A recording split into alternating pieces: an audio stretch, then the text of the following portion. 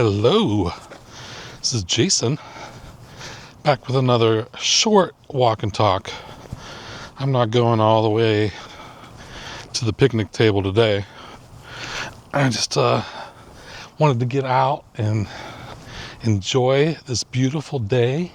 It's perfect. I think the temperature is 77 degrees right now. Sunny. There's some clouds in the sky. But I like having a little bit of clouds in the sky, especially when the sun goes behind the clouds and you get the sunbeams poking right through the clouds. That's one of my favorite things in the whole wide world. And today, well, first I did my hair. I actually cut my own hair. How's it look? And I did a fresh dye job on it. So I look like I'm in my 30s instead of almost 50. Hacks. And I'm leaving for Bangkok tomorrow at 10 a.m. It's currently 4:15 p.m. and I've not yet started packing. I will do that sometime soon. It doesn't take me long. I don't pack heavily, and everything I'm packing is going in my backpack and my front pack.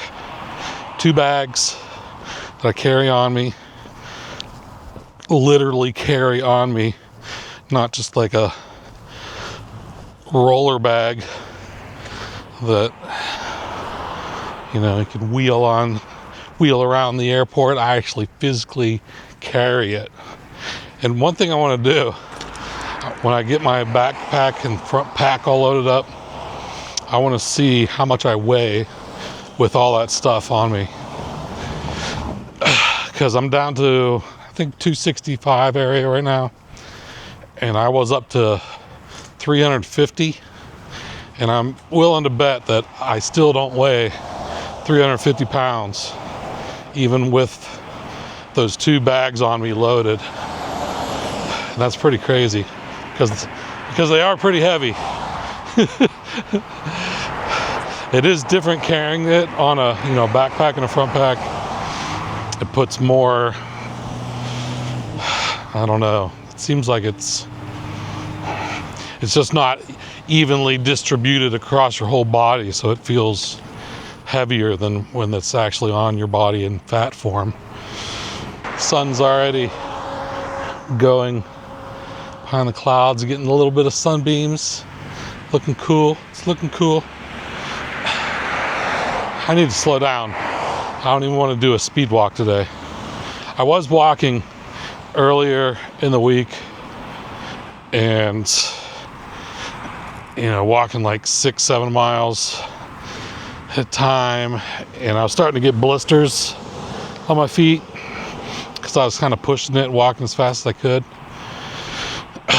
And I don't want to have blisters on my feet when I'm loaded up with backpacks, walking miles through an airport and walking miles all around Bangkok. Having blisters on my feet is the last thing I want. So I've not walked for like the past 3 days, and my feet are feeling better. Like I hadn't actually got a blister. I was just, you can kind of feel that burning sensation in an area where you're going to get a blister, and that's what I was starting to feel. So I took it easy. Oh, there we go. Some more sunbeams through clouds. My favorite things. One of my favorite things. All right, so Microstrategy.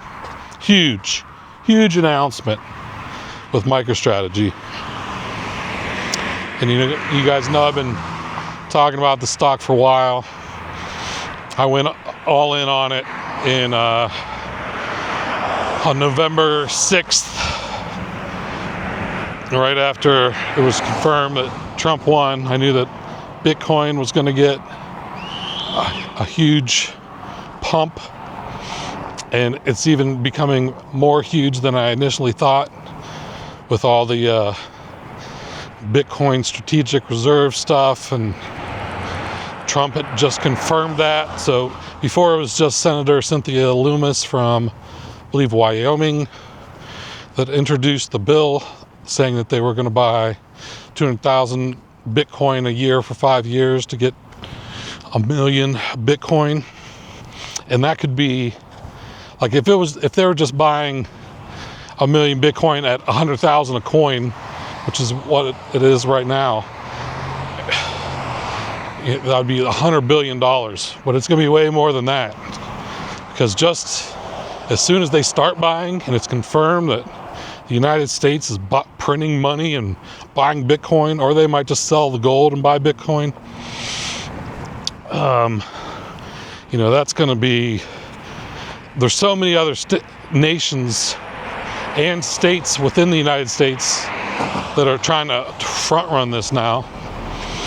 Like Russia's talking about getting a strategic reserve, Brazil's talking about it, Japan legislators have introduced bills to have a strategic reserve. Like, all these other countries know that if the United States starts buying it, they have to buy it too, or else they're just going to get left behind, because that's going to be a huge boost to that asset. And you don't want to be the one that doesn't have Bitcoin, the last country to adopt it. They're going to have a hard time when Bitcoin's at like 5 million a coin instead of 100,000. So they're all going to try to front run the United States and all the actual states. I know Pennsylvania and Texas have both introduced legislation to start a strategic Bitcoin reserve. And then there's some cities, Vancouver. I had I'll put a little picture on the screen showing you.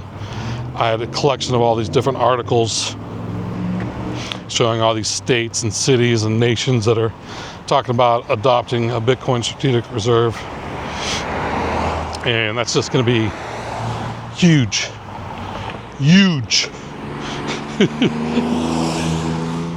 So that's not the big announcement. That's kind of, it's big for Bitcoin, but as far as MicroStrategy, they just got added to the NASDAQ 100. So passive investors that are buying the QQQ or any other ETF that tracks the NASDAQ 100, they're going to be getting, they're going to be buying MicroStrategy, which is in turn buying Bitcoin.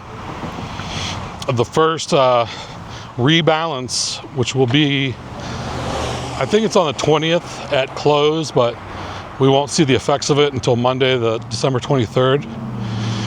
That'll be the first day that you really see the effects of the initial rebalance of the NASDAQ 100. And it should be about $2 billion flowing into MicroStrategy on that day, and that's just from the rebalance. But there's so many other things that getting added to the NASDAQ 100 provides that will have even more inflows coming in, because it raises their credit rating, which I'm not sure what the credit rating is now, but I know it's increased, and an increased credit rating means when you go to sell your bonds, you can get more money for the bonds that you're selling, and ask more of a premium. So they've already been selling like zero coupon, which means 0% interest. That's how much interest that MicroStrategy has to pay them for the bonds. Zero. It's basically free money. Borrowing money at 0% interest.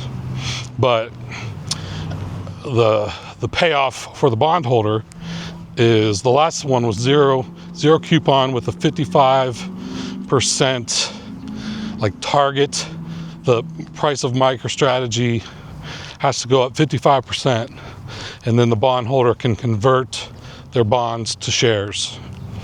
So it's kind of like a call option with a strike price that's 55% higher than what it is today. And so what they'll be able to do is raise that. Instead of 55%, they might make it 75 or 85%, 90%, 100%. So the stock will have to go up, that amount before they can convert it to shares. So they'll just be able to get a more, have an increased target to the bondholders to be able to convert them to shares. And right now, with only like a 55% target, like most of these convertible bonds they sold have like a 4 or 5 year time horizon, and they're getting like the ability to convert in like a month. So they buy the bonds that they were supposed to hold for 4 years, and if the stock went up 55% in 4 years, they can convert them, and the stock went up like 60% in a month. And these bondholders can already convert, and so they convert, they get their shares, and then that frees up another slot for Michael Saylor to offer additional convertible bonds. So there's more coming in the near future. And what else? It'll increase the credit rating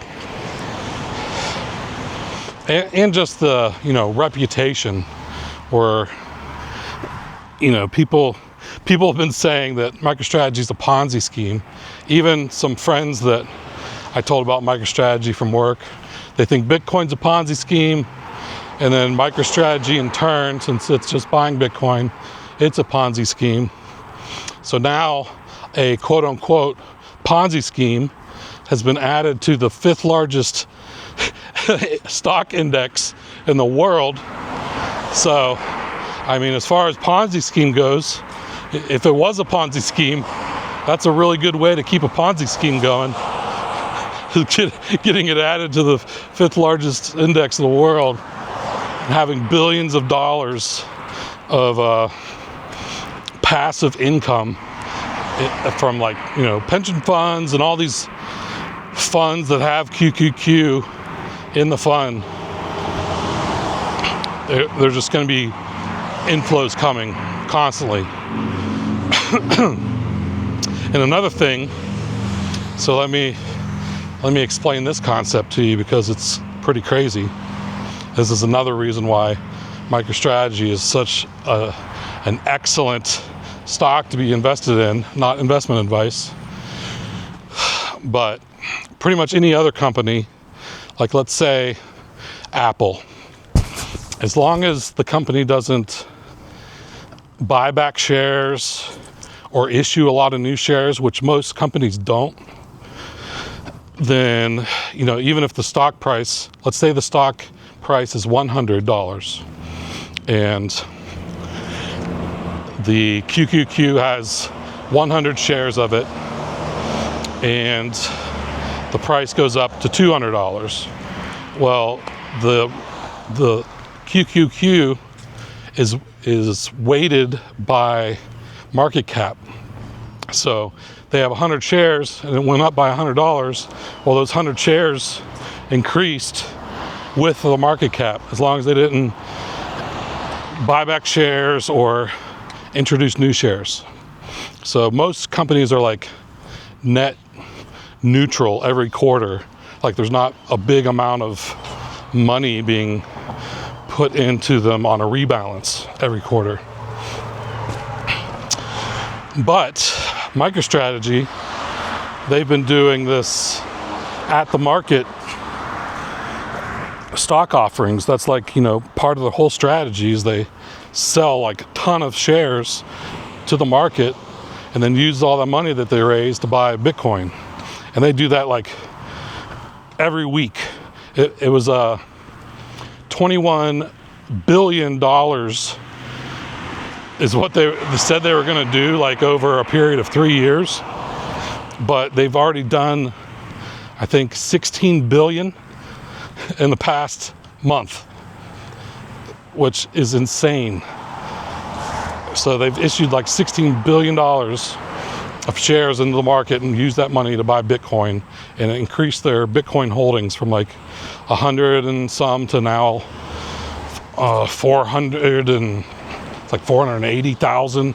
It's over doubled their Bitcoin holdings since November 5th, which is insane. And their market cap, I remember when I first started talking about it, I was saying like their market cap was around 40 billion, I think. And now it's 109 billion. And it's going to go up exponentially in the coming months.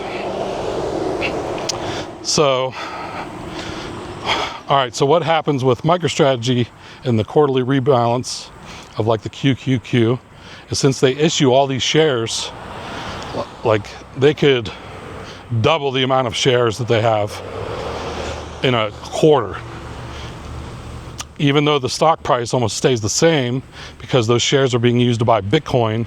So then that boosts the stock price of each individual share, but now there's like twice as many shares. So even if the stock price went from, all right, in our scenario, let's say it's $100 and the QQQ has 100 shares, and now Michael Saylor doubles the amount of shares, but the stock price stays at $100, then that next quarter, the index is going to be down or short shares by half. So they'll have to buy double the amount of shares that they already have. So whatever the cost for however many shares they have, it'll double. So let's say $2 billion for the initial buy. The next quarter, even if the stock price doesn't go up, they'll have to buy, if they double the shares, they'll have to buy another $2 billion. Where most companies are just like net neutral. They don't have to buy anything. So there's going to be a lot more passive inflows of money for MicroStrategy than other companies. And as the market cap goes up, which it will, because every time they sell shares and buy Bitcoin, the market cap goes up. Even if the share price stays relatively the same, they'll be having to buy more from the increase in market cap, plus they'll have to be buying more from how many short shares that they're short from the dilution, which is actually accretive because that dilution is being used to buy Bitcoin. And as the Bitcoin price goes up, that the value of that, per share goes up as well.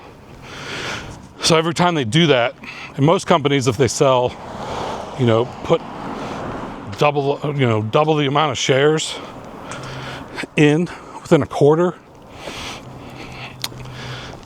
the reason the other companies do it is to like raise capital for OpEx, operating expenses, or they want to build another factory. It could take 5 years for that to be realized. How long does it take to build a new factory or build a new, expand the business somewhere else? Like that could take forever. But what Michael Saylor's doing, it's done the same day. He'll sell a bunch of shares, same day he buys that much money, however much he raised in Bitcoin, done. So it's the quickest turnaround of an investment ever, and Bitcoin is appreciating faster than any other asset ever. It appreciates faster than if they had bought gold, or most companies just buy bonds, which are actually losing value. Look at the 5-year return on bonds. It's horrible. So every other company is losing money in their treasury, where Bitcoin has been appreciating at like 50% a year. So it's nutty. Just the whole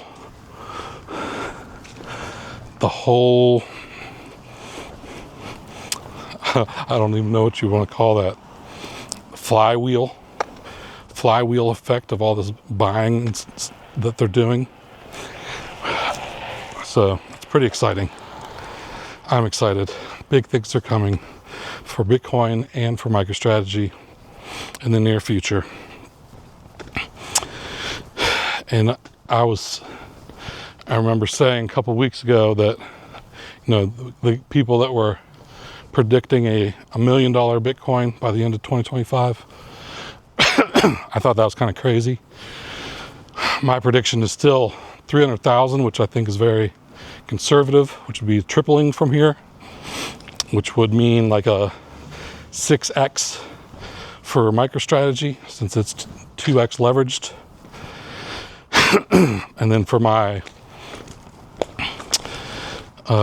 options that I'm holding, those are at least 5x. So if it goes 3x, that's like a 15x on my options, which that's nutty. I'm not going to hold that forever because I've already, felt like I got burned when I was up 300% and then lost it with that downturn. And I'll tell you, so that 300% gain was a paper gain, which a paper gain just means, that's the value of the options or the shares you have. You've not realized that money. But I had a gain from November 5th to November 21st of $1 million. So if I would have sold everything, I would have had $1 million cash. But I didn't sell it. And it went completely down and actually negative in my Roth. So I went from having $1 million to actually losing some money from my initial holdings. It was down like 5%. But now I'm back to up like, I think 10%, which, the average return for the S&P 500 is 12%. So I'm already almost at the average of S&P 500. But I'm going to let this next pump, because I expect a nice pump going into the end of January. And I've already sold, I remember I told you guys I had the January 17th options. When we had that next bump up, I actually sold those options and I bought long-term leaps, which don't expire till December 2025. So those are much safer, a much longer time horizon. So that's what's been going on with my MicroStrategy. I had gained $1 million in just a couple weeks and then lost it all in just a couple days, which it's pretty crazy. You have to put your emotions aside. That $1 million that happened in a couple weeks is nothing compared to what's going to happen over 2025. Nothing. And my plan is, I don't plan on, being that risky. The plan is, when you get a next big bump, and I won't even wait till going up like 300%. Like if it goes up 100%, I'll start selling some options off and like convert them to shares or convert them to longer leap options. It goes up 200%, I'll do the same thing. I'm gonna start trimming. I'm not just gonna ride the whole position, because if I locked in some profits. So I'm gonna trim the short dated options, but I think the MicroStrategy stock and Bitcoin itself is like a hold for the next 10 years or more. I mean, that's the exit plan. What are you going to sell Bitcoin for? Dollars that are getting depreciated at 7 to 10% a year? Why would you do that? But you do have to have dollars to actually buy stuff. So I will be selling off some to have enough cash to last for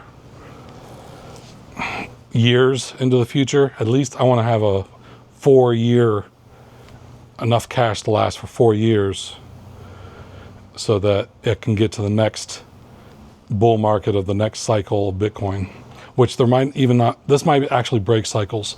All the nation states adopting Bitcoin could break the 4-year cycle pattern that's been had up until this point, just from the massive amounts of buying from nations that actually could print money and buy Bitcoin. So that's the plan.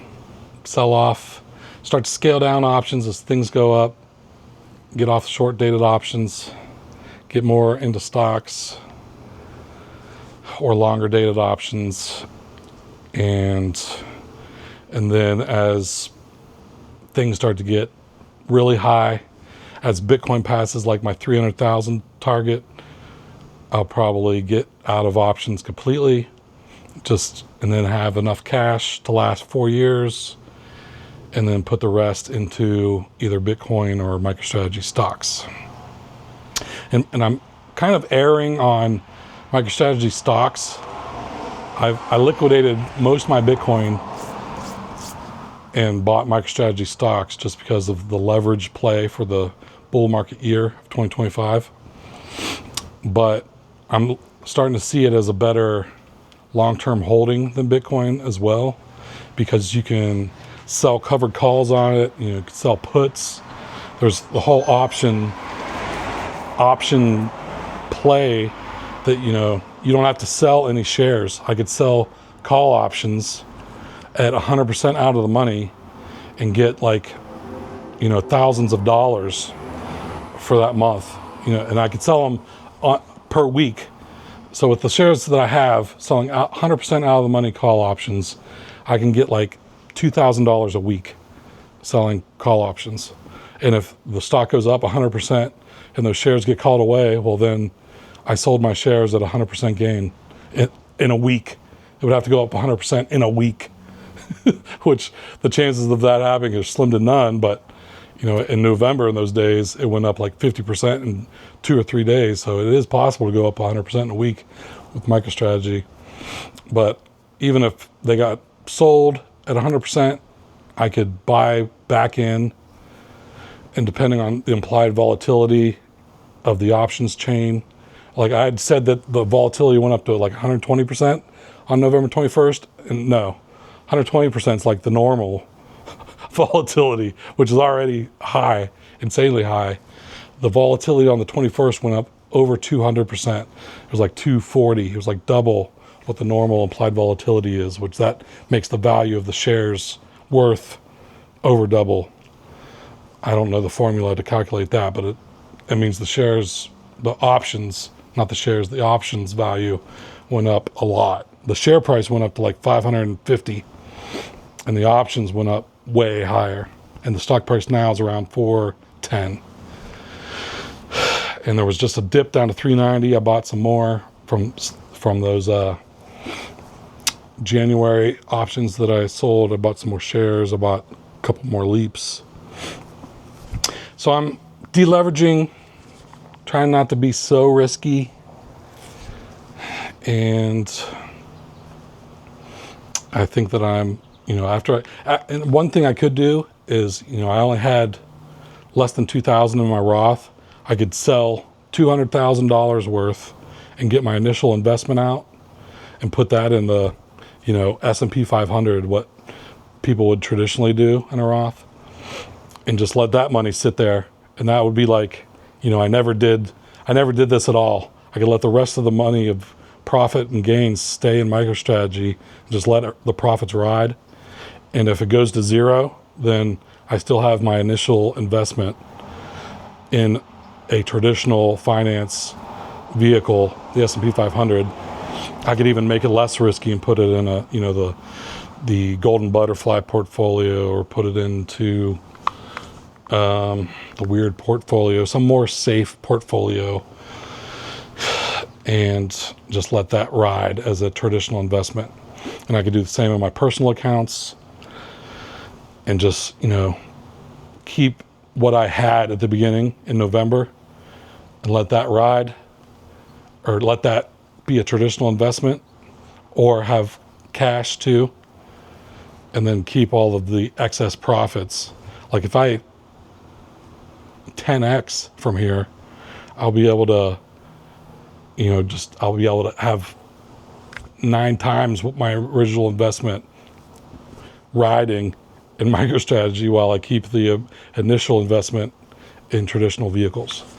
So that, then I'm not really risking any money that I earned by working or whatever. That's no longer at risk. And it's just the YOLO degen play can be just from profits from this. That's the plan. All right, well, I've talked enough. We'll go start getting packed and beginning my long journey to Bangkok. I leave at 10 a.m.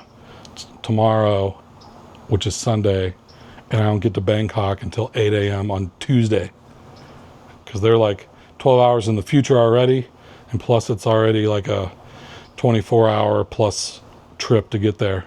And I have like a 10-hour layover, I think, 8-hour layover in New York City. And I'm not going to leave the airport, so that's going to be fun. That's all I got for now. Talk to you later. Take it easy.